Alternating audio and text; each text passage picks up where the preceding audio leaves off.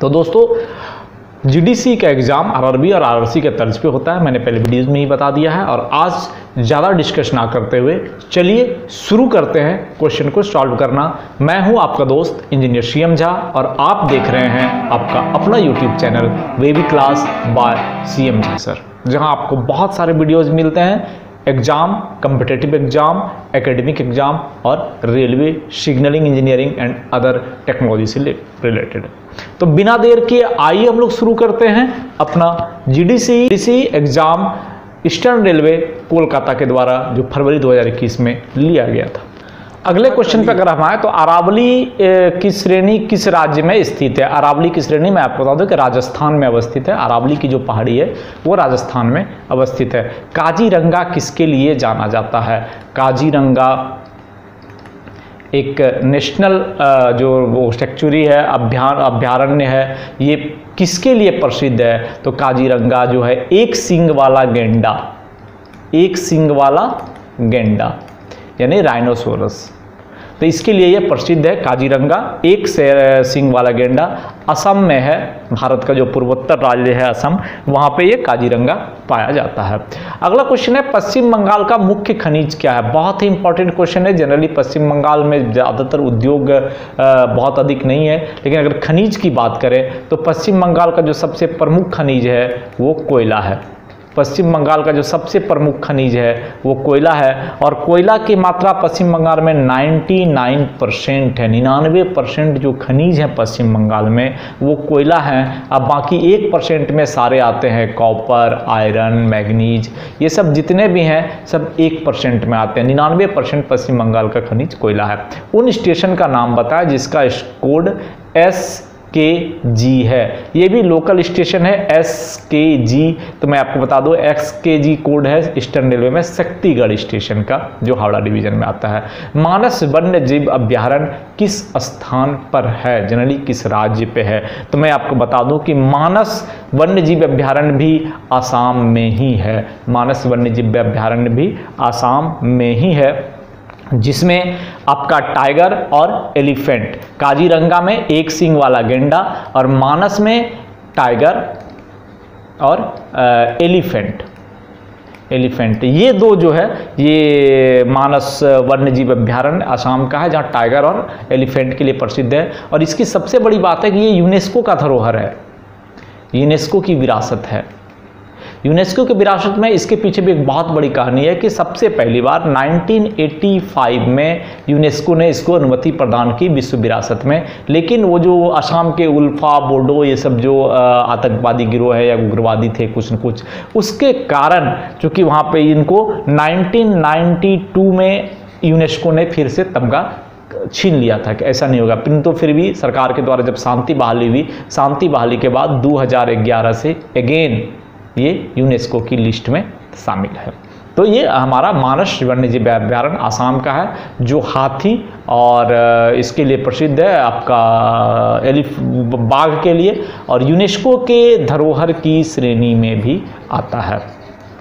भाखड़ा बांध किस नदी पर बनाया गया है? बहुत ही इंपॉर्टेंट क्वेश्चन है, खूब पूछा जाता है। सबसे ऊंचा बांध है भारत का और ये सतलज नदी पे बनाया गया है। भाखड़ा बांध सतलज नदी पे बनाया गया है। WHO का पूर्ण रूप क्या है? WHO का पूर्ण रूप क्या है?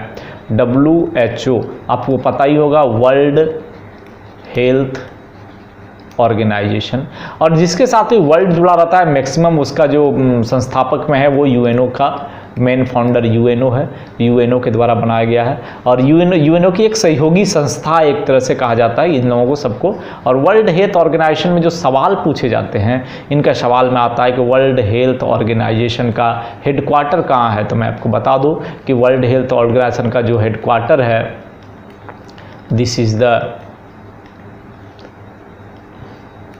हेडक्वार्टर है, ये जेनेवा में है। जेनेवा कहाँ है? स्विट्जरलैंड में, स्विट्जरलैंड में।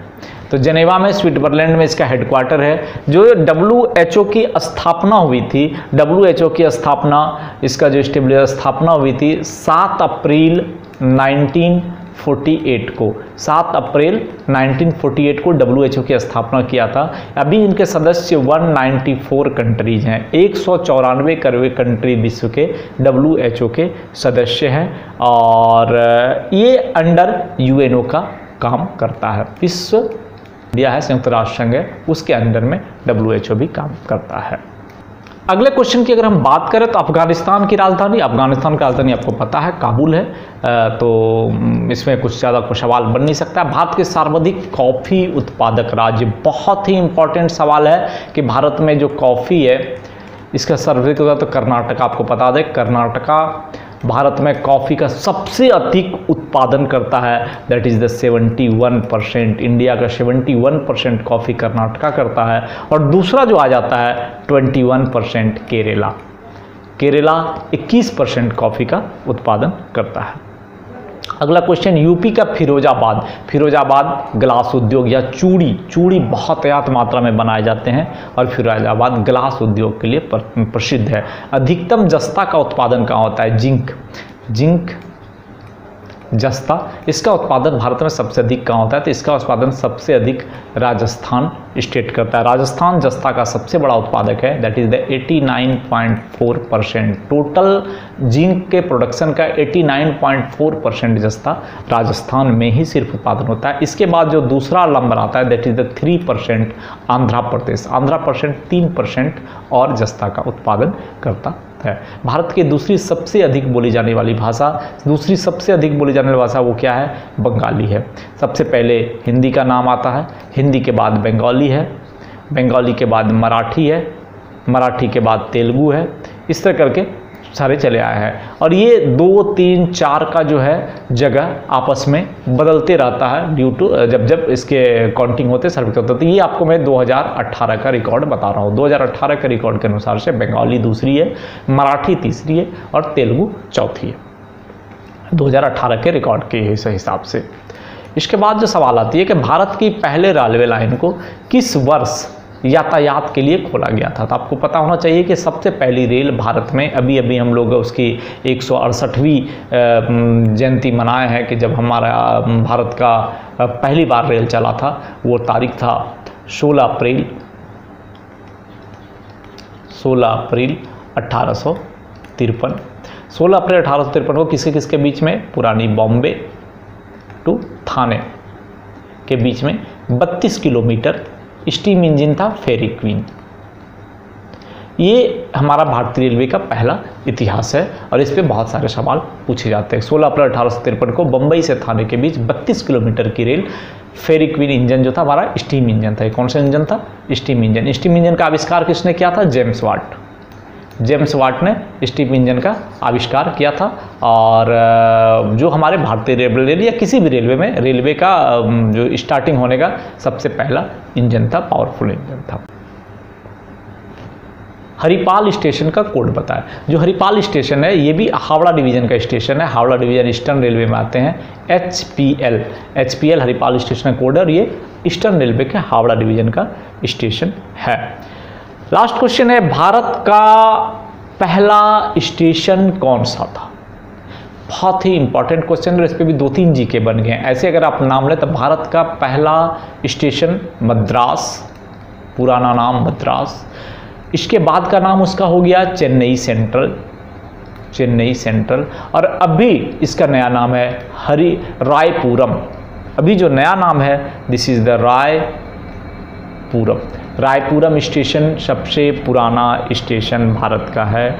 इसकी स्थापना 28 जून 1856 को, ये मद्रास का ये, चेन्नई सेंट्रल का ये, रायपुरम का ये 28 जून 1856 को इसकी स्थापना हुई थी। तो मद्रास, चेन्नई या रायपुरम ये किस जोन में आएगा? That is the southern railway, SR southern railway का ये स्टेशन हमारा है। चलिए आगे देखते हैं। क्वेश्चन है NSNI, national NSNIS full form Neta ji Subhash, NIS national institute of sports. पूछा जा रहा है ये कहाँ है, तो मैं आपको बता दूं, ऐसे इसके क्वेश्चन में उपरोक्त में से कोई नहीं यहाँ पे लिखा है गलत है, या उपरोक्त में सभी लिखना चाहिए, क्योंकि ये कोलकाता में भी है, ये पटियाला में भी है और बेंगलोर में भी है। ये 3 जगह पे Netaji Subhash national institute of sports हैं, इसलिए ये जो लास्ट ऑप्शन है उपरोक्त में से कोई नहीं, ऑल ऑफ द दीज होना चाहिए। ठीक है। भारत के पहले राष्ट्रपति जिसकी मृत्यु कार्यालय में हो जाती है। भारत में 2 राष्ट्रपति थे जिनकी मृत्यु कार्यालय में हुई थी। पहला तो डॉक्टर जाकिर हुसैन। डॉक्टर जाकिर हुसैन साहब की मृत्यु ऑफिस में ही हुई थी और वो डेट था 3 मई 1969 को डॉक्टर जाकिर हुसैन की मृत्यु कार्यालय में हुई थी। और दूसरे राष्ट्रपति थे डॉक्टर फखरुद्दीन अली अहमद। डॉक्टर फखरुद्दीन अली अहमद की भी मृत्यु कार्यालय में हुई थी और वो था 11 फरवरी 1977। ये 2 राष्ट्रपति हैं जिनकी मृत्यु कार्यकाल के दौरान कार्यालय में हुई थी। तो दोस्तों हम लोगों ने 50 सवाल कर लिए, अगले सारे सवाल फिर अगले वीडियोज़ में करेंगे। तब तक विदा दीजिए, आपका दोस्त इंजीनियर CM झा। फिर मिलते हैं। और हाँ, अगर पहली बार देख रहे हैं तो इस चैनल को लाइक, सब्सक्राइब, शेयर जरूर कर लीजिएगा। वीडियोज़ को लाइक ज़रूर करिएगा। आप लोग से उम्मीद करते हैं कि 30 लाइक ज़रूर मिलेंगे वीडियोज़ को। आप लोगों से मैं 30 लाइक की उम्मीद करता हूँ कि 30 लाइक्स आप इस वीडियो को ज़रूर दें।